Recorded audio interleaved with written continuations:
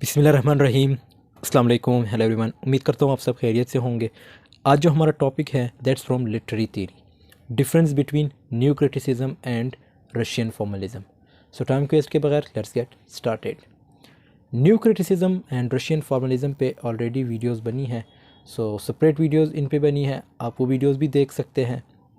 दोनों वीडियोस का लिंक आपको डिस्क्रिप्शन में मिल जाएगा। और इस वीडियो में हम इनके बीच जो फ़र्क है वो देखेंगे। So Russian formalism and new criticism ये मेजर थीरीज़ हैं, दो मेजर इंपॉर्टेंट थीरीज़ हैं हमारे पास। Both of the theories have contributed aloud towards well understanding of text. और ये दोनों थीरीज़ जो है टेक्स्ट में यूज़ की जाती है, मींस किसी टेक्स्ट को समझने के लिए ये दोनों थीरीज़ यूज़ की जाती है।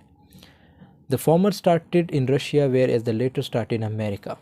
अब जो रशियन फॉर्मलिज्म ओबियसली इसके नाम से हमें अंदाज़ा हो जाता है कि ये थीरी जो है रशिया में स्टार्ट हुई थी। द सेम जो न्यू क्रिटिसिज्म है ये अमेरिका में स्टार्ट हुई। Russian formalism debunks the content and context of a text and emphasizes form. Russian formalism जो है वो फॉर्म पे फोकस करते हैं। जैसे ये जो फॉर्म वर्ड है मींस, और इसका जो फॉर्मलिज्म का नाम फॉर्म से पड़ा है क्योंकि ये क्रिटिक्स किसी भी लिटरेरी टेक्स्ट के फॉर्मल डिवाइसेस पे फोकस करते हैं। जैसे फॉर्मल डिवाइसेस में metre, rhyme, metaphor, syntax, narrative techniques ये सब देखा जाता है। ये आगे हम डिस्कस करेंगे डिटेल में। So new criticism focus on the close reading of a text. इसी तरह जो न्यू क्रिटिसिज्म है वो किस चीज़ पे फोकस करते हैं? Close reading of a text. So Russian formalism mainly focused on the form और structure of a literary work. जो रशियन फॉर्मलिज्म है वो स्ट्रक्चर मींस फॉर्म और स्ट्रक्चर, या लिटरेरी वर्क, कोई भी लिटरेरी वर्क है, इनके किस चीज़ को देखते हैं? फॉर्म और स्ट्रक्चर को देखते हैं Russian formalist. Instead of its content, इसके कंटेंट को नहीं देखा जाता रशियन फॉर्मलिज्म में। बट न्यू क्रिटिसिज्म जो है थोड़ा डिफरेंट है इससे। New criticism believe that both form and content are closely connected, कि जो कंटेंट है वो भी इम्पॉर्टेंट है और फॉर्म भी इम्पॉर्टेंट है, और ये क्लोजली जो है कनेक्टेड है एंड इक्वली इम्पॉर्टेंट, और दोनों इम्पॉर्टेंट है, दोनों को इक्वल इम्पॉर्टेंस दी गई है न्यू क्रिटिसिज्म में। सो ये पॉइंट इम्पॉर्टेंट है कि रशियन फॉर्मलिज्म में हम जस्ट स्ट्रक्चर और फॉर्म मींस ये हमारा मेन फोकस होता है, लेकिन कंटेंट जो है हमारा मेन फोकस नहीं होता रशियन फॉर्मलिज्म। और न्यू क्रिटिसिज्म में हमारा मेन फोकस जो है वो फॉर्म भी है, कंटेंट भी है, तो इससे जो है एक इक्वल इम्पोर्टेंस मिलती है दोनों को। Russian formalism and new criticism are two formalist literary movements. ये लिटरेरी मूवमेंट्स भी हैं that book that took place in the first half of the 20th century. In both these literary scholarships the work of literature or text itself is considered crucial and is studied independently of its content or author's intention। तो इनमें पिछले slide में जो हमने बात की है same वही बात रिपीट हो रही है कि इसमें जो है हम जो रशियन फॉर्मलिज्म है इसमें हमारा मेन फोकस जो है टेक्स्ट पे होता है, इसमें हम कंटेंट नहीं देखते। इसी तरह जो न्यू क्रिटिसिज्म है उसमें हम टेक्स्ट, फॉर्म, कंटेंट ये सब कुछ देखते हैं, सबको इक्वल इम्पोर्टेंस दी जाती है, और जो ऑथर्स के इंटेंशन है इसको नहीं देखा जाता। Both the schools of thought mainly focus on poetry. और मज़े की बात ये कि ये दोनों जो है इनका जो मेन फोकस है, मेनली फोकस वो किस चीज़ पे है? पोइट्री पे होती है। किसी भी पोइम में आप मतलब रशियन फॉर्मलिज्म जो है अप्लाई कर सकते हैं या न्यू क्रिटिसिज्म अप्लाई कर सकते हैं। Russian formalism was a school of literary criticism Russia from the 1910s। अब यहाँ पे डेट मेंशन की गई कि ये कहाँ, कब और कहाँ स्टार्ट हुई थी और कितने टाइम तक रही। But new criticism was a formalist movement in literary theory that dominated American literary criticism in the half of the 20th century. Russian formalism as its name suggest was a literary movement in Russia. ये Russia में start हुई थी, इसी तरह ये North America में start हुई new criticism. Moreover, Russian formalists believe that there is a distinction between form and content। Same वही बात रिपीट हो रही है कि रशियन फॉर्मलिज्म का ये बिलीव था कि भाई जो डिस्टिंक्शन है किस चीज़ में? फॉर्म और कंटेंट में, मींस फ़र्क है इन दोनों में, फॉर्म और कंटेंट में किसी भी टेक्स्ट के। And their focus was on the form और स्ट्रक्चर ऑफ अ टेक्स्ट। और उनका जो मेन स्ट्रक्चर था वो उनका जो मेन फोकस था वो किस चीज़ पे था? स्ट्रक्चर और फॉर्म पे था, किस चीज़ के? टेक्स्ट पे, rather than on it's content पे इनका कोई फोकस नहीं था।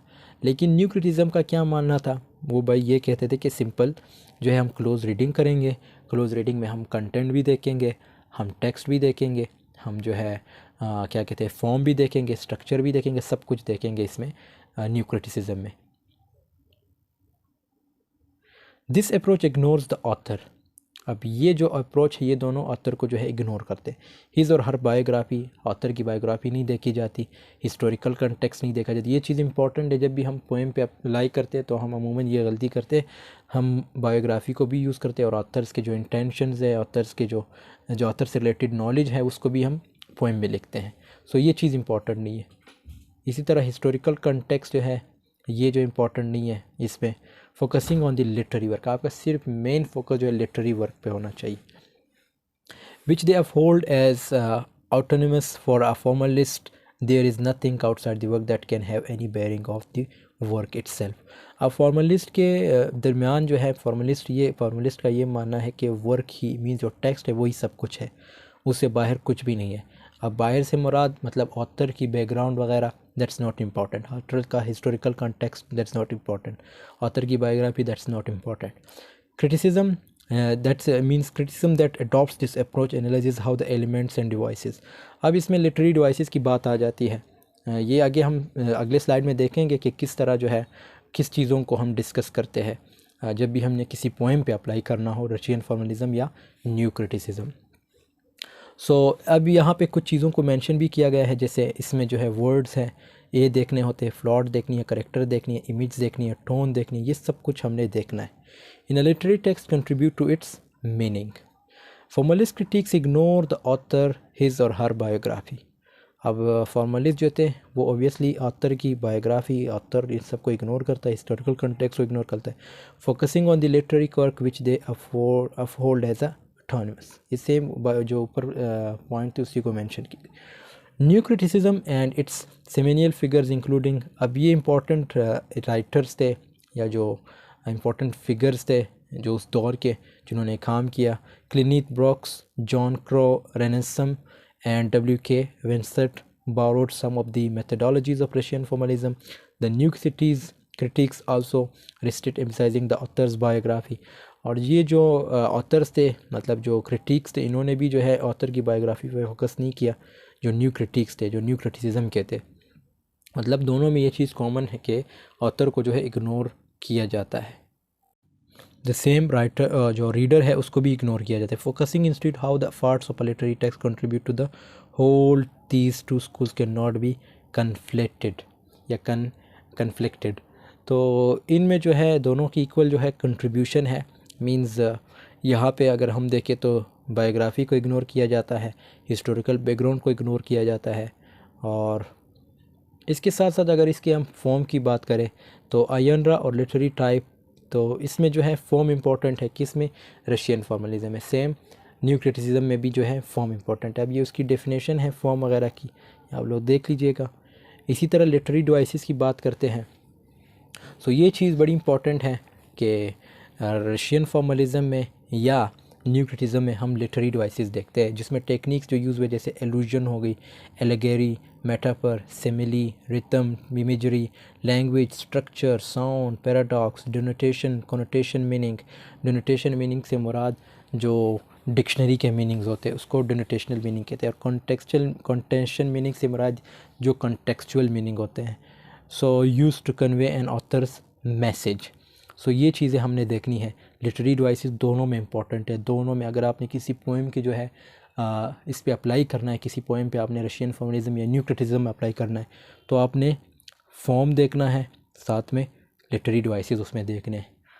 अब तीसरा पॉइंट क्या है, ट्रॉप। ट्रॉप से मुराद क्या है कि figures of speech. Figures of speech वही सेम अगेन उसी चीज़ों की बात की गई है कि ये जो राइम स्कीम होगी, इन राइम, ये सब देखा जाएगा। तो दोनों में ये चीज़ें देखी जाती है।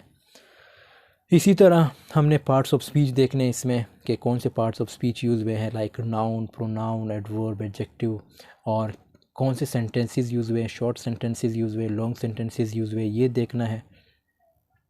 और टोन देखना है। अब टोन जो है the attitude conveyed toward a subject in a literary work, tone भी हमने देखना है इन दोनों।